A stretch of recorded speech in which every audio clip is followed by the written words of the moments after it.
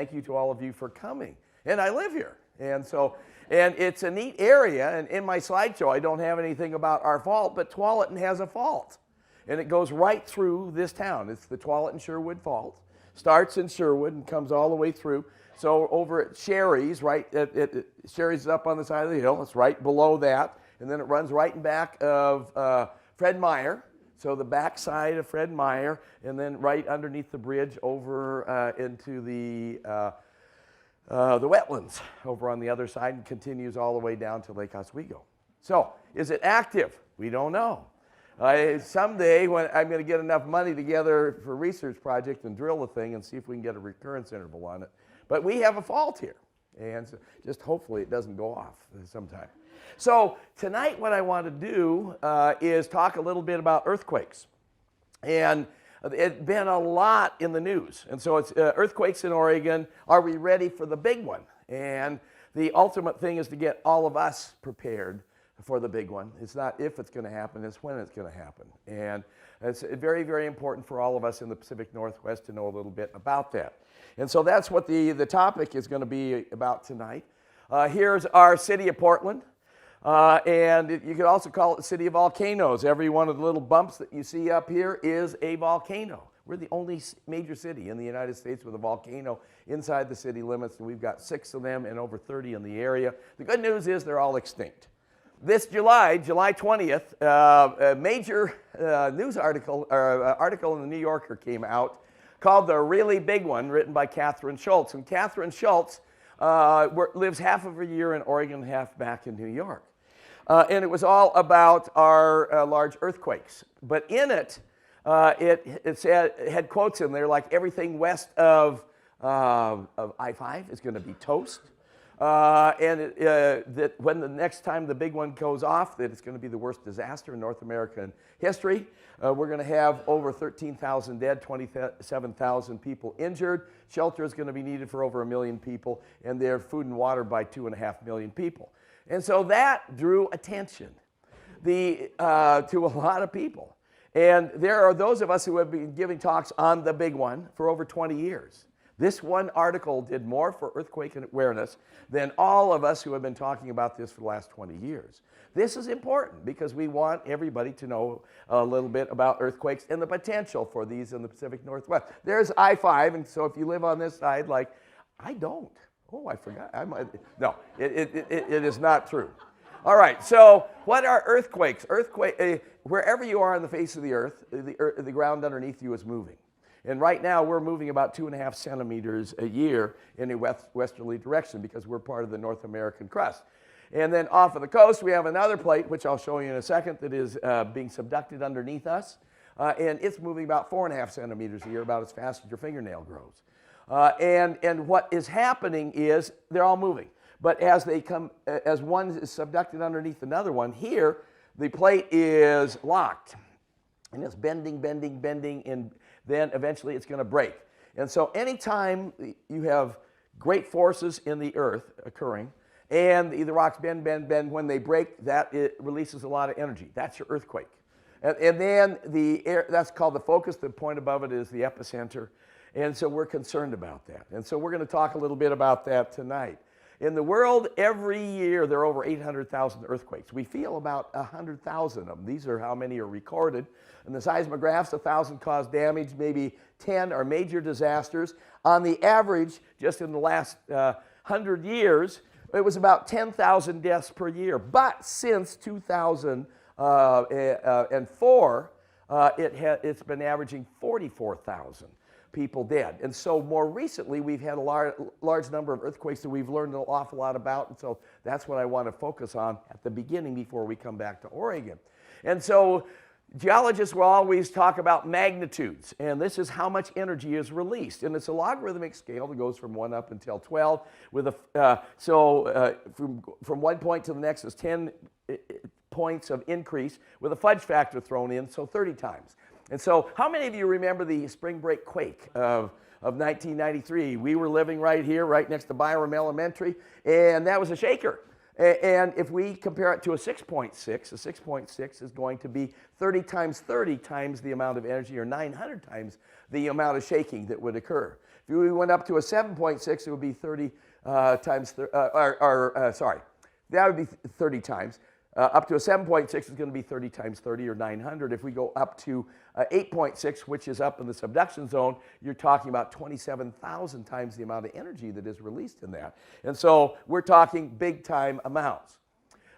Just last year in Nepal, we had an earthquake, 7.8 magnitude, killed 8,000 people. Now, this is a country that doesn't have a lot of great earthquake standards and building codes. And so that is why some of the structures fell down and killed people. The biggest earthquakes that we have on the face of the earth are called subduction zone earthquakes, or megathrust earthquakes. Those occur where one plate is being subducted underneath another one. And we live in that type of area. And there are a lot of them that are around the Pacific, the Ring of Fire. So they are the biggest earthquakes in the world, bigger than the San Andreas. How many of you saw the movie San Andreas that came out this? Not too many. I loved it. Now, it is geologically not really correct, but my favorite actor is Dwayne "The Rock" Johnson. And then Paul Giamatti is my hero, and he just did a great job as the geophysicist doing the prediction. And you aren't going to have a tsunami going over the Golden Gate Bridge. Hoover Dam is not going to crack, but there is going to be damage. But their maximum size is 8.2, and we're talking ours being up to 9.2. So the last big subduction zone earthquake in the last century was in 1964. It was on Good Friday, and it was a 9.2. It was up in Anchorage, centered around Anchorage, Alaska. Huge amounts of destruction that occurred in that particular earthquake. And then we went, and this is for the whole world, we didn't have another subduction zone earthquake until 2004. And that was the day after Christmas, and that was a 9.1, and I'll tell you a little bit about that later. And then, 6 years later, we had an 8.8 in Chile, another subduction zone 1, and 1 year later, a 9.0 in Japan. So we're making up for lost time just in the last few years that are there. They're all around the Ring of Fire. And so that earthquake that occurred in Indonesia, 280,000 people were killed, primarily by the very, very large tsunami. And we had, from this particular earthquake, because people had camcorders, people had iPhones, we have the best footage of tsunamis that we have ever had, and we've had to rewrite the textbook on those. But if you look at all of the earthquakes that have been recorded since the seismograph was invented, that was the 4th largest earthquake since that period of time. It was a biggie. And then there were a few other ones that occurred in 2010. Haiti in January, the year starts off, and we had an earthquake, only 7.0. Not a subduction zone earthquake. This is in a shallow fault there. But this is in a country that has very, very few building codes. And the few that they have, nobody enforces. And so all the buildings collapsed, and 220,000 people were killed. Devastating. And the country still is trying to recover from that, and is very, very difficult. And then the next month, then we had another subduction zone earthquake. This was down in Chile, 8.8, 7th largest earthquake since the seismograph was invented. And so in the world, the two most developed countries that are most ready for an earthquake are Japan and Chile. And even though they are prepared, 800 people were killed. And there were massive destruction of infrastructure, landslides that occurred, and a big tsunami that came off. Not a huge tsunami, it was bigger locally in that particular area, but a lot of activity. The largest earthquake ever recorded was back in 1960. It was a 9.6 or 9.5, depending upon whose calculation. The interesting thing is, as the magnitude increases, the amount of time of shaking increases. And so the 9.0 that we are expecting here is probably going to be 3 to 4 minutes. That one, 9.6, was 10 minutes long. Just kidding. I mean, can you imagine massive shaking going on like that? And then I want to throw in the Christchurch earthquake that occurred in 2010. I used to live in Christchurch. In fact, there's downtown here. I used to live out next to the Star, which is the epicenter for the very first one. And I actually was in the country. I just finished the South Island lecture tour of all of the universities, and that Friday night flew up to Auckland and then the next morning, Saturday morning, it occurred. And it occurred at 4:30 in the morning, so nobody was killed because everybody was in bed. 7.1, good amount of shaking. And then over the next 2 to 3 years, they had over 12,000 aftershocks.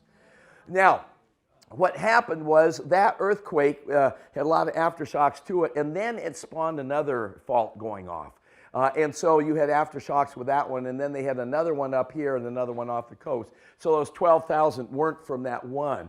But it got to the point, I mean, every day you would have 4 or 5 aftershocks. And all of a sudden you start going bouncing back and forth, and everybody said, oh, 3.4. No, that was a 3.5. And they would go back, forth, and then they would turn on the television and find out what the size was. And they got into this. But there are a lot of things that we forget to tell people about big earthquakes. Remember, this is 7.1. And I'm going to end up with that in just 2 slides. But a few months later, right in the middle of their summer, right at like 1 o'clock in the afternoon, earthquake occurred in 6.3 magnitude, smaller magnitude, but 180 people were killed. So time of the day has a lot to do with it. The downtown was devastated. 3,000 buildings, 2,400 were destroyed. Why? Because most of them are brick buildings, or what we call unreinforced masonry. Not a good idea in earthquake type of environment. Also, they had a huge amount of liquefaction. I'll show you what liquefaction is, but basically below the ground, anytime you have a sandy layer that is there that has water in it, so high groundwater, it will liquefy. It's solid, but it'll turn to a liquid. It'll flow up to the surface through a little volcano. Then you'll have sand everywhere. All the streets were filled up with sand. The university was out because of the earthquake, and so all the students used Facebook and formed the student army, and they went out and shoveled all the streets around town. And then this was the 6.3, that building downtown collapsed, and that's where a lot of people were killed. And then a part of it fell onto a bus with a whole bunch of kids in it, which was really a problem. But Christchurch is very, very similar to Portland. In fact, when we lived there, climate's very, very similar to here. Second largest city in New Zealand, 390,000. But they had $40 billion in damage from a 7.0 and then all of the other aftershocks afterwards. 60,000 of the houses were affected. 20,000 were yellow tagged. That is, the people had to move out, and then they had to make some changes, and then they moved back in. 8,000 were red tagged. That is, they had to move out, and then they deconstructed them. They tore them down. The good news is, in New Zealand, they have all hazard insurance. That is, everybody in the country pays into this, and it covers landslides, floods, volcanoes, earthquakes, fires, everything. So all coverage. And so those 8,000 people who had houses destroyed got them replaced. Now, some of them couldn't build back in the same place because it was like liquefaction-prone areas. But look at all the buildings. 80% of those buildings were destroyed. That's not very, very good. But lots of liquefaction, rockfall in the hills, and then lateral spread. That is, next to a river, what will happen, there will be parallel cracks that will form, and the land will kind of slowly move into the water. And normally when we have an earthquake or a heavy rainfall event, it's up to 100 meters from the river. There, it was up to 1 kilometer away that the cracks were forming and things were flowing in. And the 12,000 aftershocks. 2 things that we forget to tell people is recovery. How long does it take to get back to living conditions that we're used to? And it took up to 3 months to get water restored to all of the houses. And then for the next 3 months, everybody was still boiling the water before you used it. But the other one is most of the people were on sewer. And without sewer, you have a few problems. First of all, you can't use the toilet. So a lot of these people had backyards, so they built outhouses. And with Kiwi ingenuity, they had contests comparing which outhouse was the best decorated and things like that. Eventually, they came through with porta potties that they put out in front of them called portaloos. But then the problem with that is every time you go, everybody in the neighborhood knows that you're out there. So, and without sewer, you can't wash your dishes. You can collect the water, then you can dump it in the backyard, but you can't use the toilet. You can't shower. And so everybody had to shower in the central basketball arena with everybody else in Christchurch for up to 15 months. So, and then if you want to wash clothes, you had to find a laundromat somewhere outside of the area. And sometimes it would be 15 to 20 minutes, 30 minutes drive just to get to a laundromat. So these are things that we as geologists forget to tell people, that a big earthquake will kind of mess your life up for a period of time. And then the last earthquake I wanted to mention is Tohoku. That was the last subduction zone earthquake. It occurred just before 10 o'clock at night. I was driving home, and it was a 9.0. 18,000 people were killed, primarily because of the tsunami. This is a country that is the most prepared country in the world for earthquakes, and 18,000 people were killed. I was driving home, and at 10 minutes till 10, my cell phone rang, and they said, we just had a 9.0 in channel 6, and a 9.0 in Japan. What do you think? And I said, that's a subduction zone earthquake. Tsunami is on the way, and they're going to have a huge amount of destruction, and they did. And then, in addition, they hadn't designed the nuclear power plant correctly. The walls weren't big enough, got inundated, and they still are. The whole system is messed up. Over $220 billion has been spent on that. And so these earthquakes can be a wee bit destructive and disruptive. And I was just in China last week, and two friends who are on my committee were from Japan. They said, yeah, that part of the country still is having problems. So we have to be prepared. This is the type of thing that we have to be prepared for. So why are we moving? Well, we in the North American crust, we're moving in a westerly direction because out in the middle part of the Atlantic Ocean, we have a ridge where magma is coming up from deep down in the mantle. As it comes up, it cracks the surface and then solidifies. More magma comes up, cracks the surface, pushes it to the side. And so the rate of movement away from that ridge system is directly related to the volume of magma that is coming up continuously. And so we're moving at about 2.5 centimeters a year in a westerly direction. The Pacific plate is being generated by a ridge down in the southern part of the Pacific, and it is moving up in this direction. When it runs into another plate, it is destroyed. That's the Aleutian Trench, the Kuril Trench, the Japanese Trench, as one plate goes down underneath the other. Goes down and eventually melts and comes back to the surface as a chain of beautiful volcanoes like ours. And the fastest moving plate in the world is the Nazca plate, 17 centimeters a year. Comes in and melts and goes underneath South America and forms the beautiful Andes Mountains. And then you look up there and these little tiny, tiny red dots. That's the remnant of a much larger plate that was off here that was moving in an easterly direction. We call that the Farallon plate. But most of it has been subducted underneath North America. And the remnants are up here in this area. So a closer up view, there's Oregon, there's Washington, British Columbia. And so the main one is the Juan de Fuca plate, the Gorda plate's down here, and the little Explorer plate is up there. But off of the coast, we have a chain of volcanoes about 200 miles off the coast. And they erupt periodically, and they are causing the Juan de Fuca plate to move in our direction 4.5 centimeters a year. And the edge of the subduction zone is just off of the coast. And I have a better map coming up in just a second. And then the San Andreas Fault goes right out to the ocean, right down here. We call it the Mendocino Fault by that particular place. So the Juan de Fuca plate or the Gorda plate is being subducted underneath North America. It comes down, melts, and forms your beautiful chain of volcanoes, Cascade Mountains. It also uplifts the marine sediments that are along the coast, and those become our coast range. And just think of the, here's the Juan de Fuca plate over here, North America. As it goes in, it's locked. It wants to pass underneath, but it's not doing a very, very good job. And it's locked all the way from Northern California all the way up to British Columbia. And so we're talking 700 to 900 miles of lock zone, and it's about 50 to 100 miles wide at various places. And so when that stress is building up strain. Eventually, what happens, it is going to break. And when it does, it releases all that energy, that earthquake, all the way from Northern California up to British Columbia.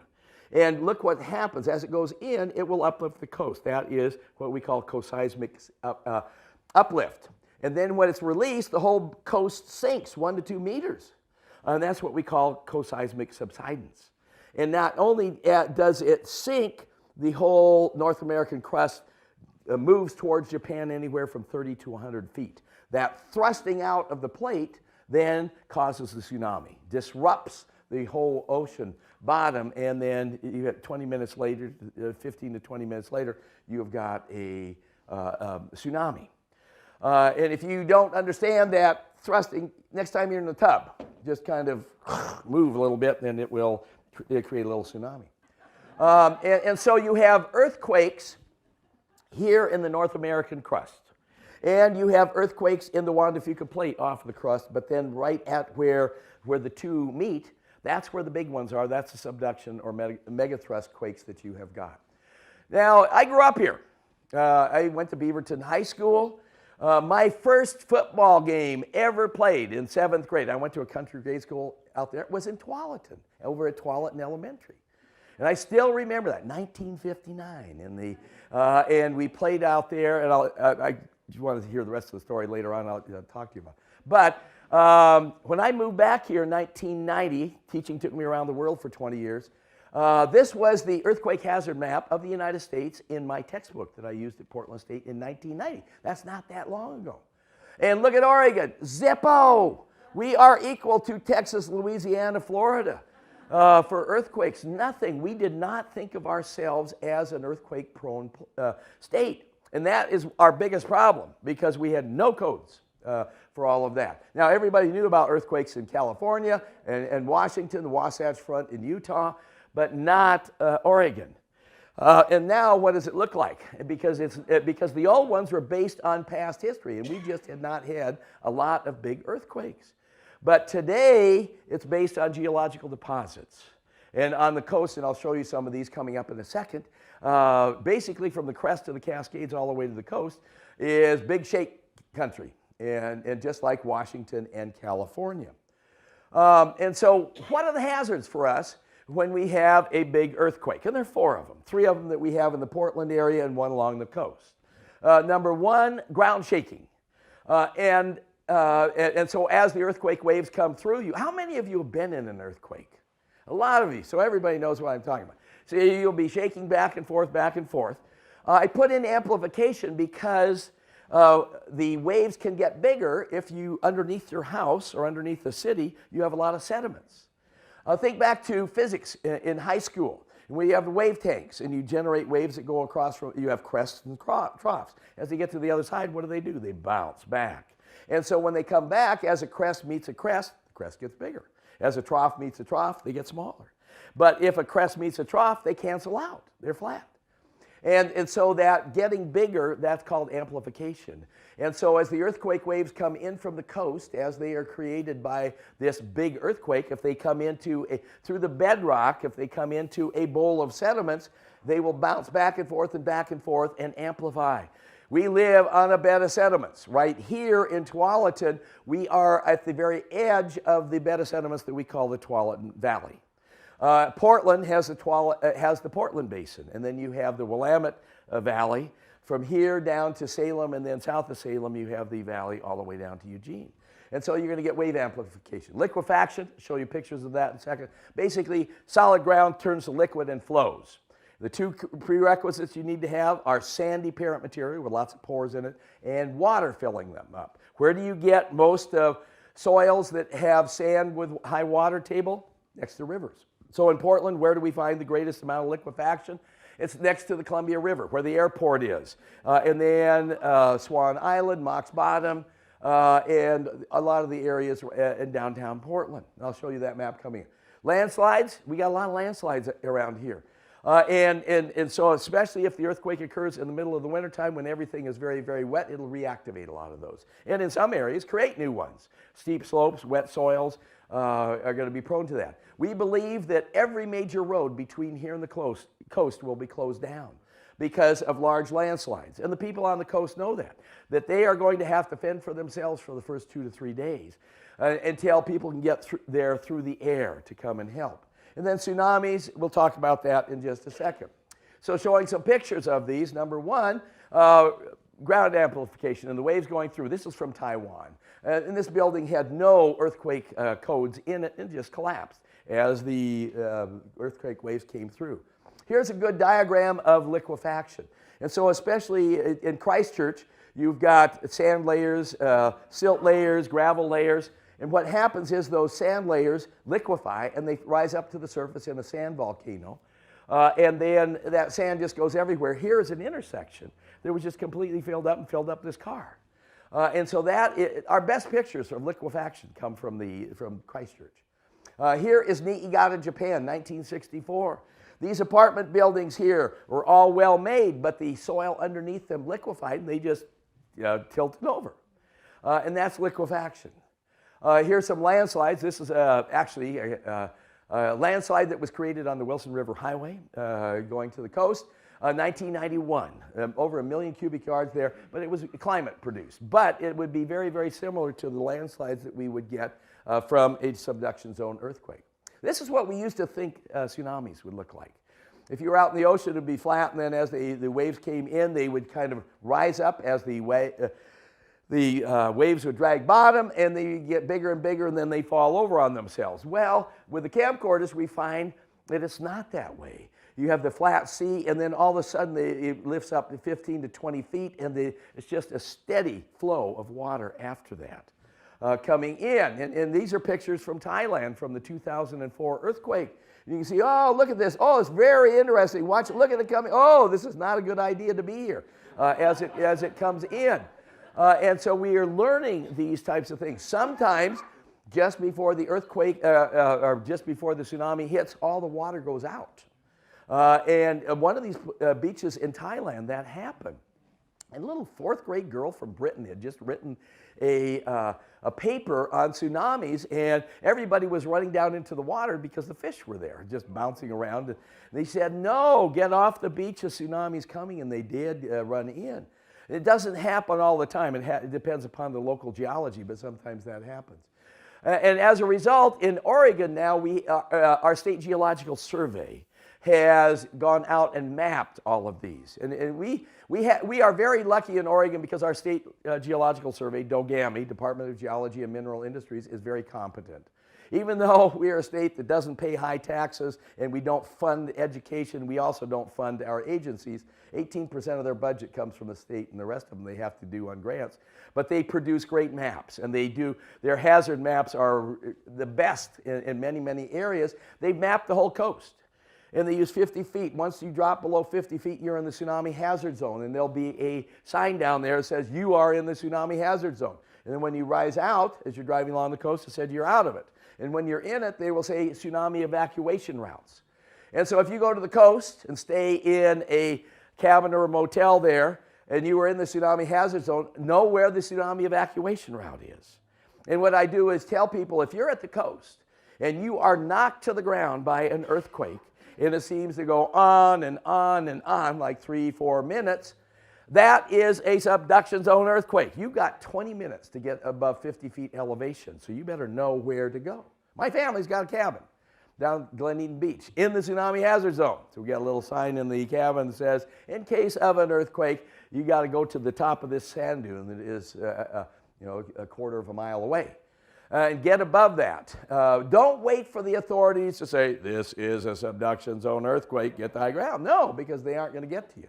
And so it's something to think about. So we've learned all about this along the coast. If we look at our quake history in Oregon, back to when the seismograph was invented, there was a pretty big one down at Port Orford, 7.3. The Olympia quake in 1949 wasn't actually in Oregon, even though we felt it. The epicenter was up in Olympia. Actually, it was in the Juan de Fuca plate underneath the North American plate. 7.1 killed 6 to 7 people up there in the Seattle-Tacoma area. Nobody was killed in Portland, but a lot of destruction in Portland. And my old high school, Beaverton High School, had a 3rd floor, got condemned. We always wondered why in our high school there were stairs going nowhere. Well, it was the condemned floor up there. And I still remember this 1962 one. That was my first one. I was at a Boy Scout meeting out in Beaverton and at my old grade school, McKay Grade School, in the concrete floor. And all of a sudden, we were all knocked to the ground, and we looked at it, and the waves going across the concrete floor. The building was going back and forth, the ceiling going up and down, and we're going to die. Then it stopped, and we turned to the scoutmaster and said, what was that? And he said, that was an earthquake. We had never heard of it. And because, again, we never thought of us as being earthquake country.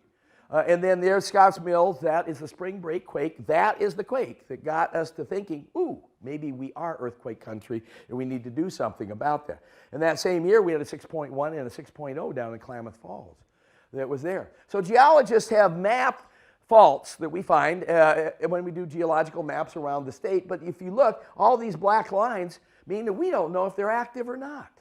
The ones that have a little color in them, we kind of know maybe when they went off last time, but that's about it. You go to California, they have a system called the Alquist-Priolo system. And geologists have been mapping faults there for years and years. They go out and trench them. They look for radiocarbon material to date. And so every fault that has been found in California, they've given it a name. They know the last time it went off, what is the possible magnitude that is possible, and what is the recurrence interval, and what are the setbacks that you have. So you just put your little old address in. I'm going to buy a house on this particular street. Oh, there's a fault. It's 5 miles away, and you learn a little bit about that. It'd be nice to have that in Oregon, but we've never invested in it because we didn't think this was earthquake country, and again, we just don't invest in government in this state. And as a result, we don't have anything like that in our state, but maybe someday we will. And so the maximum sizes of earthquakes, as I mentioned before, in the North American crust, so what we're on right now, about 6.5. The Portland Hills Fault is going to be one. And the longer the fault, the bigger the chance or the bigger the magnitude that you can have. Out in the Juan de Fuca Plate off the coast or underneath us as it's subducted, it gets up to 7.3.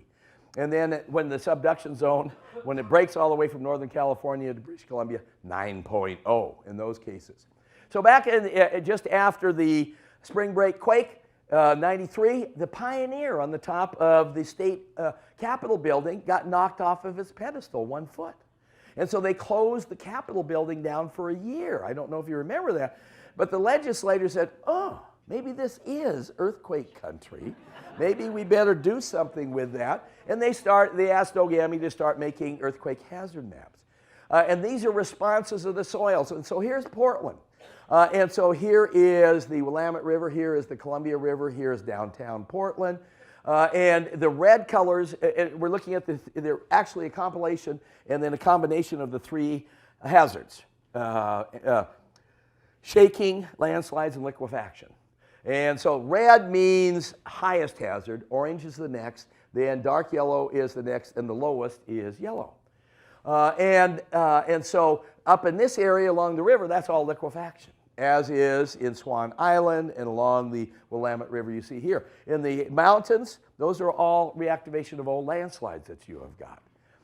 And then you say, well, wow, if I move into Portland from Tualatin, I'm going to move to Alameda Ridge in North Portland because that's the lowest earthquake hazard. But if one geological hazard doesn't get you, another does. And that's radon. That's the highest value of radon in Portland. And so last night, we had a big radon forum, and I was right out in this area lecturing on radon and what to do about it. So we have these maps. We also have them for Washington County. Washington County has way too much red in it. I think they've over-exaggerated it. They took some samples along the Tualatin River, and then they extrapolated it way too much. My mom's house, which is on a bedrock area, was red because it said liquefaction. No, they goofed up. And so we got too much red in Washington County. Multnomah County is much, much better. And so if you look at your map and it says red, red, red, get a geologist to take a look at it because it's a little too much. Oh my God, my Fitbit just hit 10,000. I'm up here vibrating. I guess I've been moving around. This is very good. And so in Portland, we have three major faults. So they have one at the base of the West Hills that is here, over here, the East Bank Fault, and then one on the other side of Sylvan, which we call the Oatfield Fault. And those are very, very significant ones. They've uplifted the West Hills.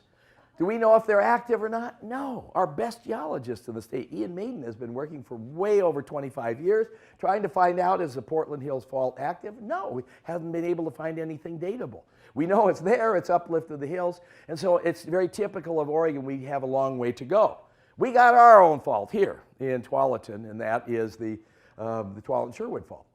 So let's go back to this Cascade Subduction Zone quake, and when they occur, they're going to be 9.0 and above. And as I mentioned before, the whole coast will drop anywhere from 4 to 6 to 7 to 8 feet and thrust out towards Japan 30 to 100 feet, and that causes the tsunami. And then that tsunami will occur within 20 to 30 minutes later. You'll have liquefaction, landslides, and a lot of shaking along the coast.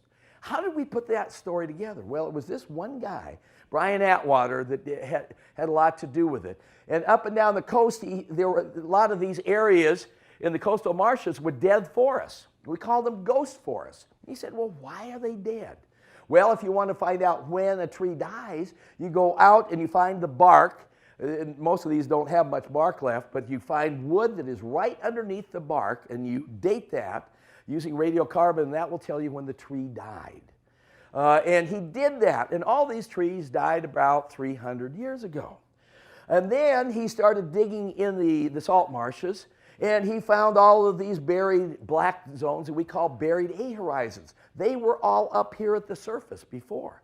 Then when the whole coast, the coastal march sank 6 to 8 feet, it was underneath water, and over the next 200 to 300 years, you had a lot of deposition of silt every time the rivers flooded.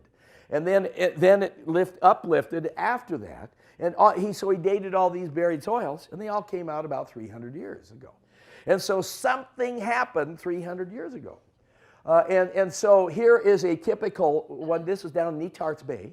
And so you've got the coastal marsh here. There's your buried A horizon. See that little indentation on top of that? That's all sand.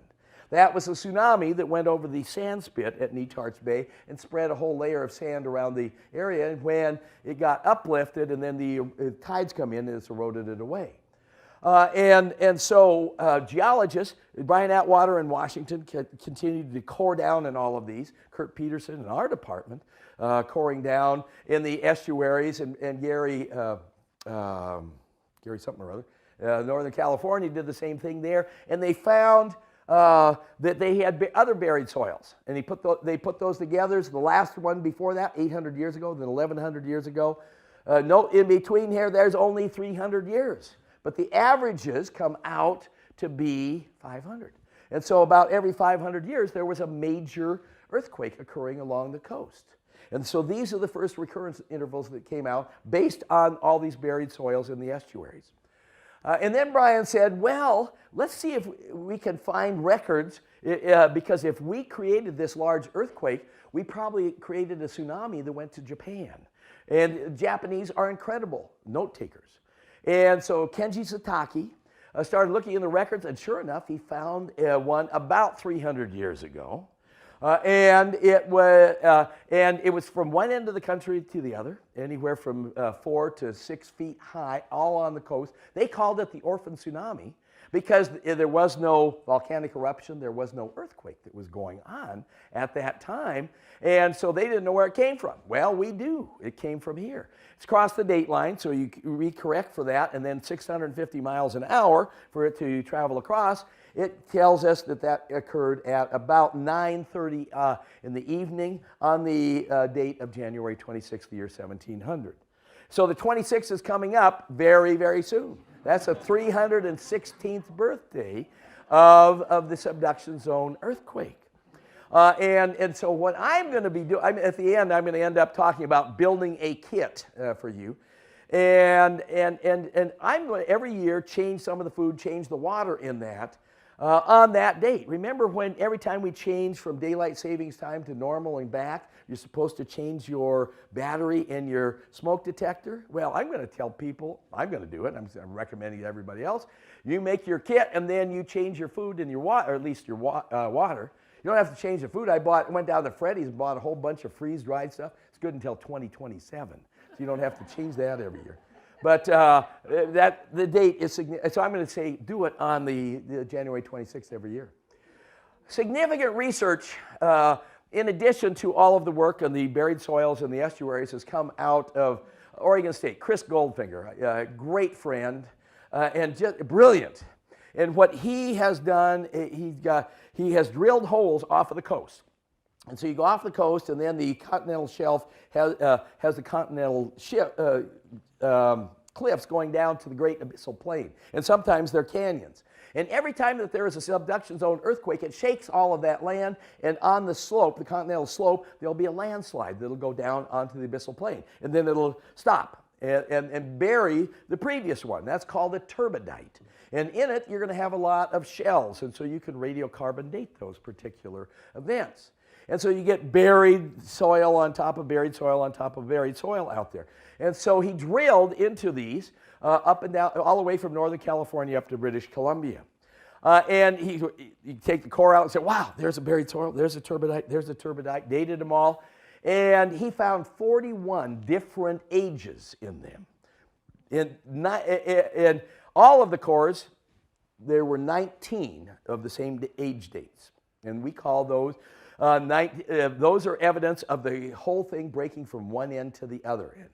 So 19 full margin events in 10,000 years, that's about 500-year recurrence interval for the big one, the whole thing breaking.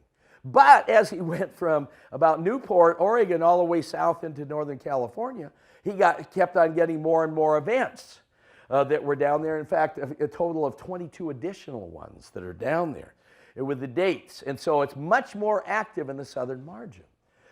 So here is the beach as it is. This is your rupture zone off of the coast. And so what he is saying is this part down here is much more active than the whole thing breaking. And so what he has done is divided into two groups of recurrence intervals. That is where the whole thing is breaking at one time, creating anywhere from an 8.7 to a 9.2 magnitude. That would give us about a 15% plus or minus 2 or 3% in 50-year probability. A statistician came up to me the other night after my talk and says, where are your plus or minuses? You know, your statistics aren't good. Okay, so I'll throw them in. And then Southern Oregon, though, the recurrence interval is every 200, so that's 500 years. And the Southern Oregon one, the recurrence interval with all those additional 22 is 243 years with 37% plus or minus in the next 50 years probability. We have always called the big full margin one the big one. Catherine, in her article, called it the really big one. So, and that's the title of her, paper. And then the smaller ones are still subduction zones, but not quite as big. They are primarily 7.8 to really about 8.4. And so I call those the mini big ones. She calls those the big ones. So they're both subduction zones, but the southern margin ones are significantly less than the whole margin ones. But it's important for us to know. I believe in our lifetime there's a chance that that southern margin may go off. And we will get that. We're going to be shaking like mad here in Portland, in Tualatin. But the interesting thing is it's going to take 5 minutes for those waves, for the earthquake waves to come up here. The first ones, the P waves, are going to get here really fast, but the P waves are wimpy. It's the S waves, the second ones, the secondary ones, the biggie ones. And so if we have 5 minutes, what can you do? You can save a lot of lives. And right now the state is investing in this. And we will use reverse 9/11. And if you've got an iPhone, you've had some green alerts or yellow alerts. It's generally somebody has been kidnapped and there's a car driving up and down I-5 and your phone vibrates and you look on it and it says yellow alert and stuff. Well, the same thing's going to happen. And so all of us will, on our iPhones and our phones at home, are saying, earthquake on the way, you have 5 minutes to get out of your building, etc. And so hopefully everybody will be trained for that.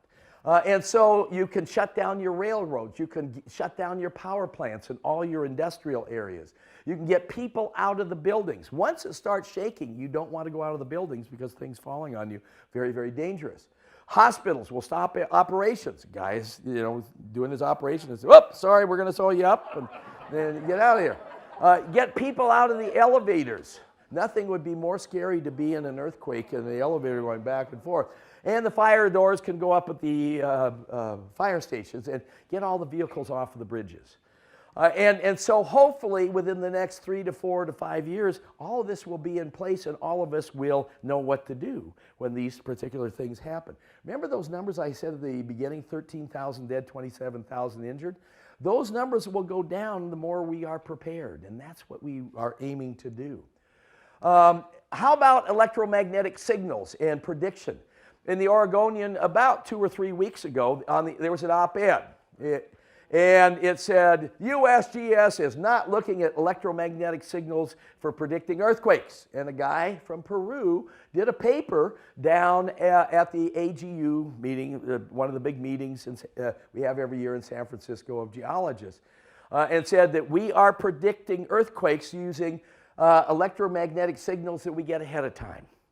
And so right now we still can't predict earthquakes. And what we do is every time that there is an earthquake, we take huge amounts of data out there in the earth and every signal that is possible out there. And then if an earthquake occurs, then we go back to our records and we see what happened beforehand. What was the signal out there? And then if we start finding that signal again, oh, an earthquake is coming. And so we need to do that. Well, the famous experiment that was done down in Parkdale, down in California, no electromagnetic waves were shown before the earthquake that did occur. And other ones, they haven't done that. But evidently, the team down there of geologists, geophysicists, has had 7 or 8 earthquakes that they have predicted ahead of time by seeing these electromagnetic waves. So there may be potential there. So we don't know. The following week in the Oregonian, David Applegate, a good friend of mine who is the deputy director for geohazards in the USGS, said, we've been monitoring them and we don't find them. And so hopefully, maybe they will work. So we will see what will happen. To end up with, I just want to talk about building codes. Transamerica building, if you ever go down to San Francisco, the perfect building that is built for the biggest earthquake. And it's supposed to, and it did very well in 1989 in the World Series earthquake, the Loma Prieta earthquake. So what's our history in Oregon for building codes?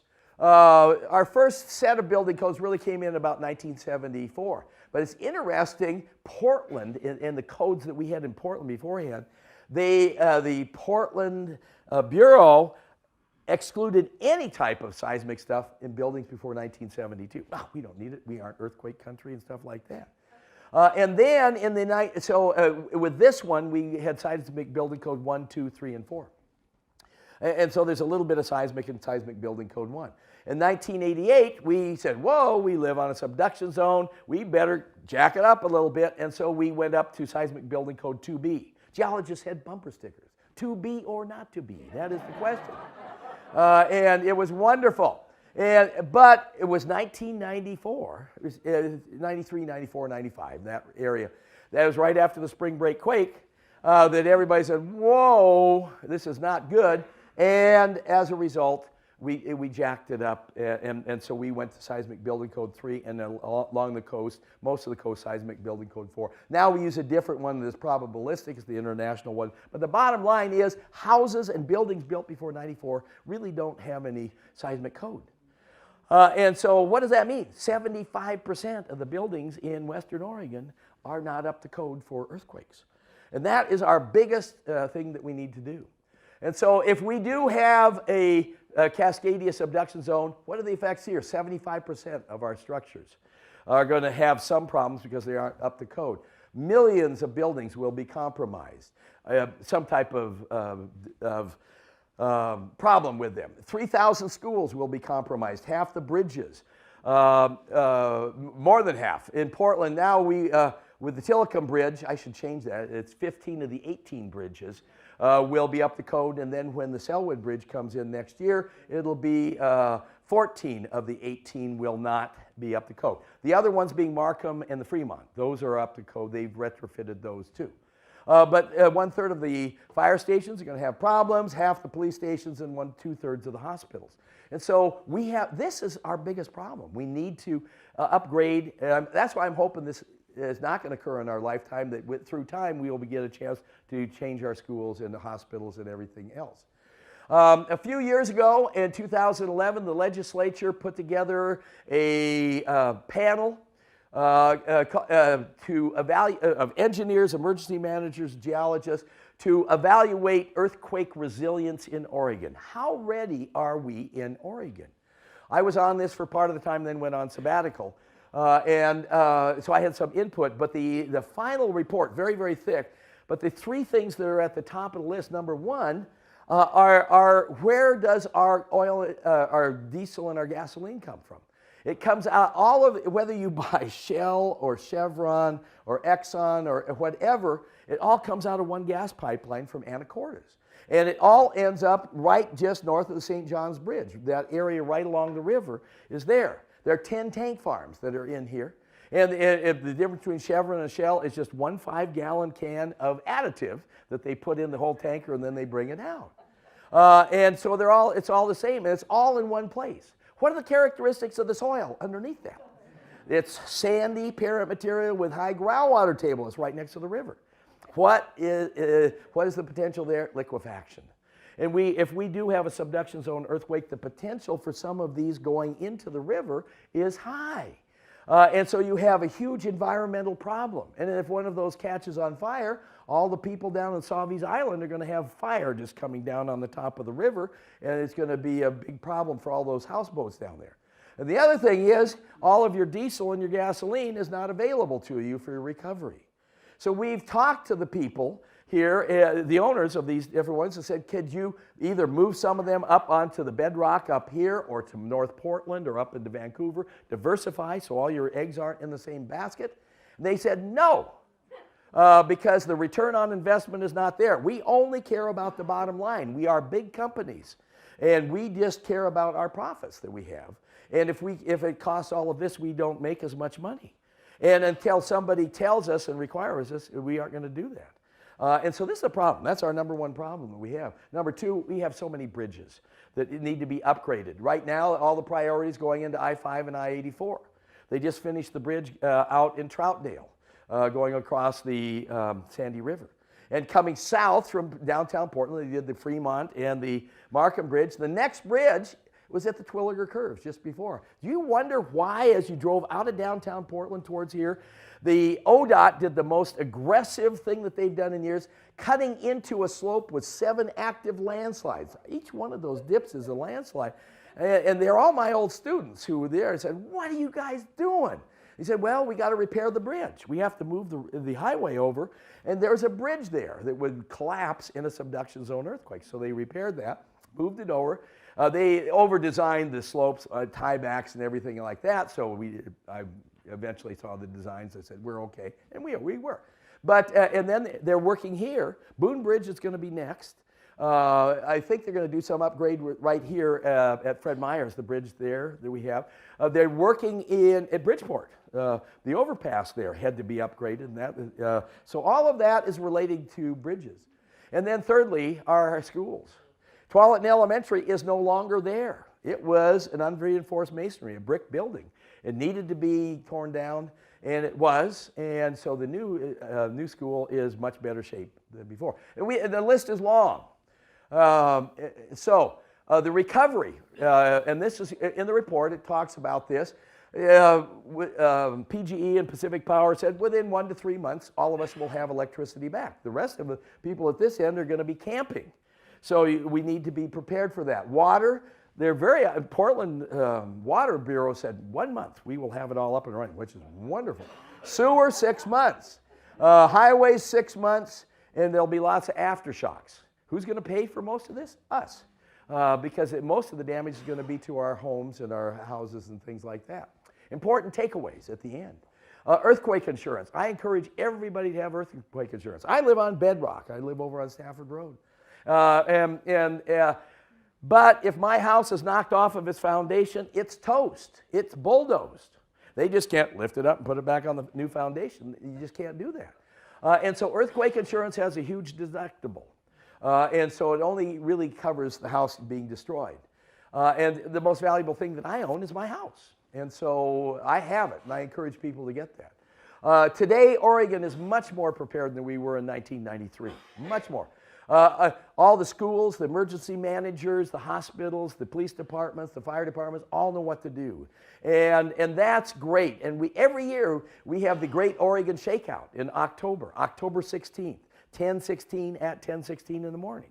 And we generally have a 7.2, 7.3 earthquake with the epicenter at such a place. So all the emergency managers in the city all do something. They go to, they get into the mode of preparing. All the schools have earthquake drills.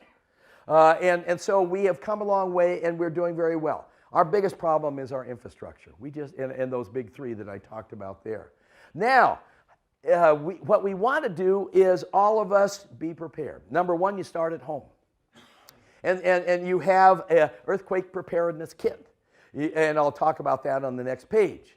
And then also, if you have a car, because you may be at work, you may want to have one in your car. So somebody last month asked me, all right, Scott, do you have all this done? And I said, not really. So guess what I've been doing this week? So now I've got most of my kit together. And so I encourage you to do that too. Water and food and I've got all my camping gear is in my garage and it's ready to go. And so you need to do that. Secondly, you need to know your neighbors, because help is not going to be able to come from other places, and so you're going to be helping everybody in your neighborhood. And so this is very important. City of Portland is very organized in this, and they have networks in neighborhoods, and they're getting that. The third thing, if you are a business person, we're encouraging everybody to have a business resilience plan. So I'm on the board of the Red Cross, and the Red Cross gives seminars for businesses. And how do you, because what you want, after a big earthquake, if you don't have a plan, you may not be back in business for 6 months. What do you do with all the salaries and things like that? Intel, our biggest employer, has an incredible business resilience plan. And all of the suppliers to them also have to have business resilience plans. So if we have a subduction zone earthquake, they will shut down for 2 days. And then they will be up and running, and everything will be going after that. And that's what we want every other business to do. Every business, first of all, people take care of their home. Get home, make sure your family and your kids and everything are ready to go. And then once that's there, then come back to work and then get the business up and running. And so we're encouraging businesses to do that. And the seminars are free. We have one in May over in Vancouver and one in April here in Portland. Go to the Red Cross website to find that out. Still, we can't predict them. Hopefully in our lifetime, we will get to that. Home preparation kit. What are some of the things they have? Well, food and water. The best thing to do is go to the Red Cross website. They have their disaster kits, and they're wonderful, and they say what to have and where to keep it in the house and when to change things around. Also, I really encourage people to have a California valve. If you have natural gas in your house, California valve, if you have a big shaking, it will automatically turn your gas off in your house. And a lot of the time, you may not be home. Now, if you are home, you just make sure you have a wrench right there to just turn the valve around. But you don't want your house filling up with natural gas, and then you have a major problem. And so California valves are something to think about. They're not cheap, though, to install. Also, make sure your water heater is strapped down. But now it's law in state, every time we install that it has to be strapped down. Strap your house down to the foundation. And this will help. Once it goes off the foundation, toast, so you don't want that. Also, at your bed, I encourage everybody to have old pair of shoes underneath it and a flashlight. Because if an earthquake occurs in the middle of the night and you need to be going around the house, you may have a lot of broken glass, and you don't want to be walking on that broken glass, but if you have old shoes, you'll be able to get around, and insurance, as I mentioned there. 2 days ago, oh my God, there was a major disaster that was predicted that went to most geologists and all emergency managers in the Portland area, and it was a Facebook page coming out of a radio station in New York called AM 95.1, the Superstation. And they said, we evaluated off the coast, there is a buoy number 46404. And it, based on this chart and this chart, It dropped 4 inches. And that means that remember what I said? What's going to happen when the earthquake occurs? The coast is going to sink. And so this is the beginning of the sinking of the coast, and the big earthquake is going to occur. The big one's going to occur today, tomorrow, the next day. And everybody's, oh man. And so TV stations were calling up, Scott, what's going on here? By noon, National Weather Service came out and said this is a hoax, because National Weather Service is in charge of all of the buoys. But all of us were, and the Eugene Register Guard published it. Boy, they said, oh my God, it's coming. Well, they didn't do their homework. First of all, in the article, they never mentioned who the scientists were or what research group. They just said, the buoy dropped. And it did. But the thing is, what the National Weather Service says, these buoys do this all the time. And so somebody who knew a little, but not a lot, misinterpreted things. And then Chris Goldfinger down at Oregon State said, he looked at the buoy's on the other side of the Juan de Fuca Ridge, not on our side. I mean, the whole thing's going to drop on this side, not the other side. So they goofed totally there.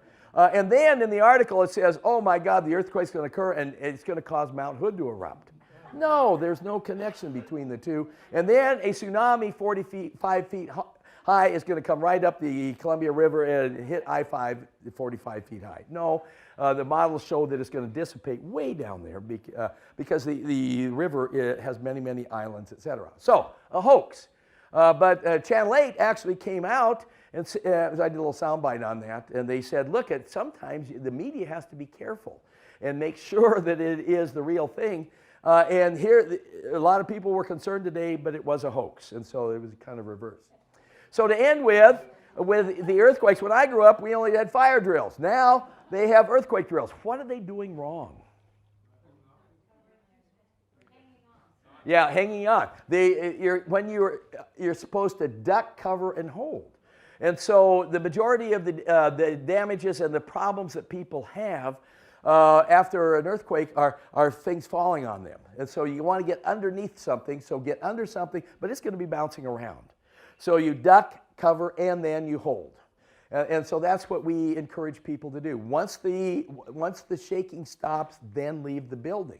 But don't do it while it is happening because things may fall on you. And so that is the story of earthquakes in Oregon, past, present, and in the future.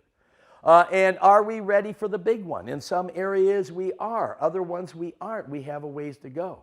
And individually, how are each of us doing? Are we individually ready for the big one or not? And so if all of us get prepared and then know how to do and act when it occurs, we'll have a lot less deaths and injuries and loss of property in that. Thank you very much for coming out tonight.